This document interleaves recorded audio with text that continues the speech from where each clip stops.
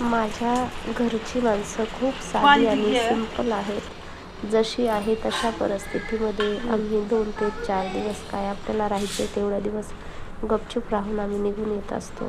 इथं खूप काही कमी असतात, खूप काही अडचणी असतात, पण आपण आपला इथं जसा आहे तसा नखरा न करता आहे त्या परिस्थितीत आम्ही चुपचाप बसून 2-4 दिवस अहो राहून येत पुन्हा असतो. यूट्यूबवर टाकायचं. त्यांना त्यांच्या शेताच्या कामामधून वेळ मिळत नाही. गावाकडे एवढे कामं असतात की त्यांना जेवण करण्यास व पाणी पिण्याससुद्धा वेळ नसतो. हे आपण डोळ्यानं जवळून पाहिल्याच्या नंतरच आपल्याला समजतं की खरंच त्यांची परिस्थिती कामामध्ये खूपच धांदल उडत असते.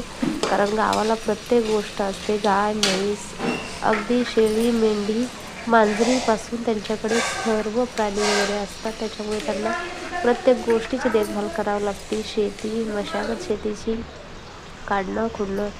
तर एवढ्या सगळ्या या कामामध्ये त्यांना असं काही करून खायलासुद्धा भेटत नाही. ते उठल्याच्या नंतर स्वतःचं काम उरकूनशनी बंद केला पटकन बंद भाकरी आणि केला भाजी करतात आणि लगेच शेतामध्ये निघत असतात. आपल्यासाठी पोहे खूप नॉर्मल गोष्ट आहे, पण त्यांच्यासाठी खूप मोठी गोष्ट आहे. आजच्या परिस्थितीतसुद्धा मी ही सत्य परिस्थिती जाणली आहे किंवा मी पाहत आहे.